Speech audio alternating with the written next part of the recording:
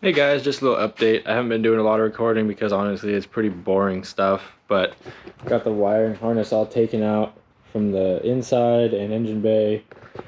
When I took the wiring out of the 4Runner, I cut out pretty much everything because I didn't want to deal with anything, but I want to keep the headlights and the marker lights and all that kind of stuff in this one this time. So trying to do that. Harnesses are almost exactly the same, so should be pretty easy, but you see dash is all out. I'm gonna keep the dash. All the parts are right there. All the screws right there. They're all the same. But all that's out, so that way it's easier to put back in when I want to go back in.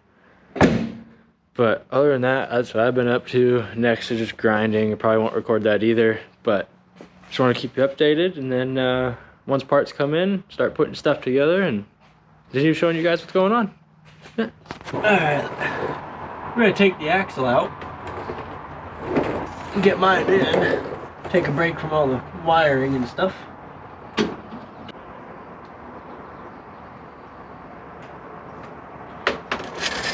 Probably be good to get some jack stands over here.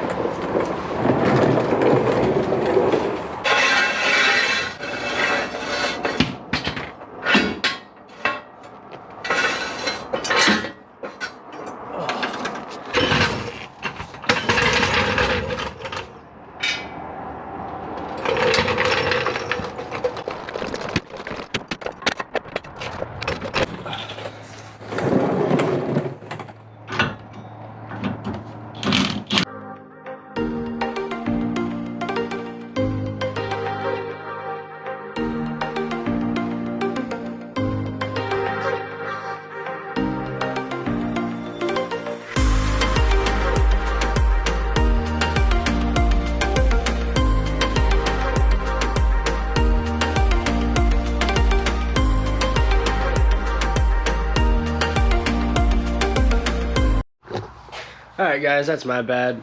Last clip, sorry about that. Totally forgot to get the camera going again and got the axle out, but wasn't too exciting. I mean, just had to cut some stuff.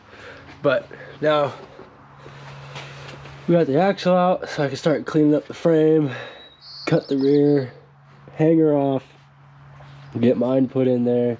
Just ordered new bushings for the leaf springs. Then I can get my axle in, and yeah, that's all I've done so far back here. Another update on the wiring, got it all ran temporarily. I mean, don't mind the mess, but you can see it's all ran. Everything works after rewiring in all the headlights and tail lights and marker lights and all that. The only thing that doesn't work for some reason is the marker lights. That'll be easy to chase down though. Headlights, even the dome light works. I mean, that was just for fun. Maybe I could try to get it to work. Well, it does, so that's pretty cool. Now I'm gonna do is just clean up the frame. Well, actually, I'm gonna get all the wiring out first, then start cleaning up the frame. Finish wrapping the wiring, actually soldering all the joints together instead of butt connectors. Everything was just temporary to make sure it actually worked before I put it all the way in. But yeah, that's it so far. Alright, so got the wiring back out of the truck. As you can see, now I gotta go through, rewrap all of it. Gotta fix all of the butt connector spots, especially back here. This was all temporary to make sure that everything, like the lights and the blinkers and the windshield wipers, everything worked. Because I had to take the harness out of this, which was a 22R, and take all the lights and everything that I wanted, because everything from my 22RE wiring harness out of my 4Runner, I took everything out except for everything that made the 4Runner run. Like, the only thing left was everything in the engine bay. That was it. But now I spliced everything back together. I got lucky. They were matching years. 85 pickup, 85 4Runner, all the wiring color codes same, and all the fuse locations the same. So made it really easy, but it was super tedious. Don't want to do it again. But I do gotta track down the marker lights, figure out why those don't want to come on, and once I figure that out, it'll be ready. It'll be ready to go. All right, so I think I figured it out. I had this guy hooked up to the same wire that it was in the previous truck, but in the previous truck, this wire didn't go to the dash, but this one does. So I'm thinking that this guy had constant power, which was giving this guy constant power, which was sending the signal to the marker lights to constantly be on. I checked the ground, checked the marker light. There's a complete circuit now. So I'm gonna wrap it up. Everything else works. I already soldered everything. Have good connections now. So I'm gonna wrap it up, put it in the truck, and hope for the best. So yeah, that's what I'm gonna do now. Actually, scratch that. Probably should get the motor in before I do that and make sure that it runs and drives. So we're not gonna wrap it right now. I'm actually starting cleaning up the frame, and hopefully by the end of today I'll have the motor in. Let's try it. Yeah.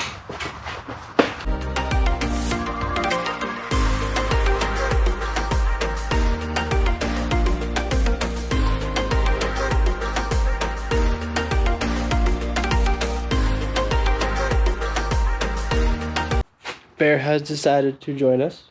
Okay. You wanna say hi? Yeah? Alright. He's all dusty.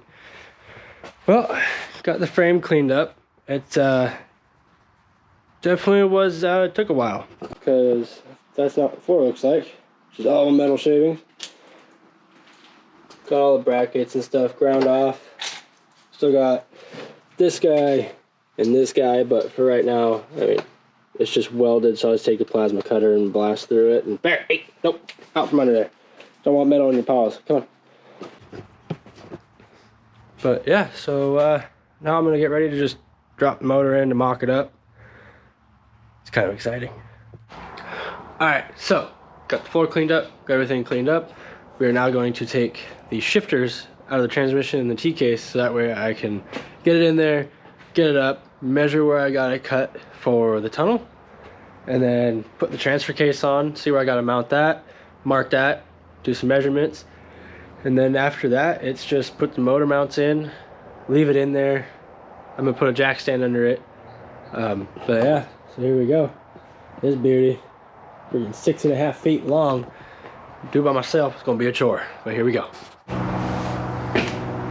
All right, let's take, well, this one's, that was easy. There we go. Second shifter out.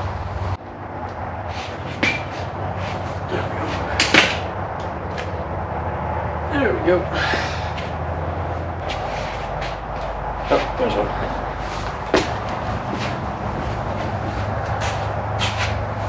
Oh, candy's gone. Whoop.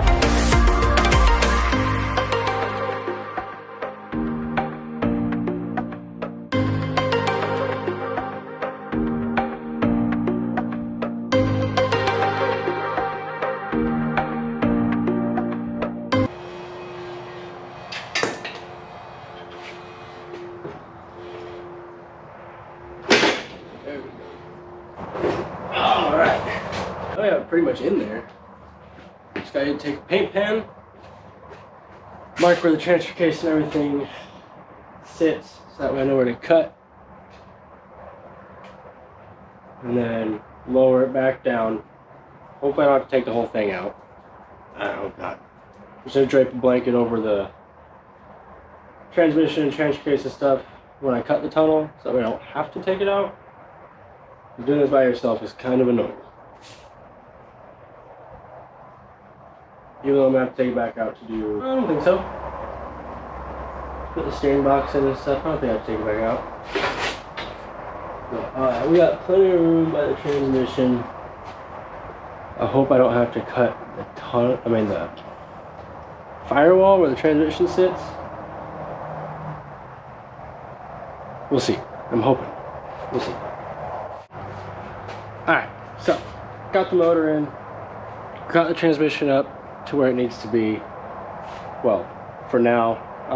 Got it all traced out, ready to cut the tunnel. Unfortunately, I cut more than I thought I did. but that's okay. We got plenty of tubing, got plenty of metal. We'll make it look nice. But yeah, let's say that that's it for today because I'm tired, I'm hungry. Unfortunately, I haven't been able to record a lot because there's been a lot of wiring and cleaning up the engine bay. I have like a few clips here and there, but it's pretty boring to watch unless you're the one doing it. And honestly, doing it's pretty dang boring too. So, but you watch me struggle to put it in. Yeah, I normally wouldn't do it like that, but you know. So I'm happy that that's in now, though. I'm happy that the transmission's in, jacked up to where it needs to be. It's sitting on a jack stand right now. I'm leaving cherry picker here just in case something may happen overnight. I don't know if it will, but that's all I got for you guys right now. Thanks for watching. Please subscribe, like, and share the video.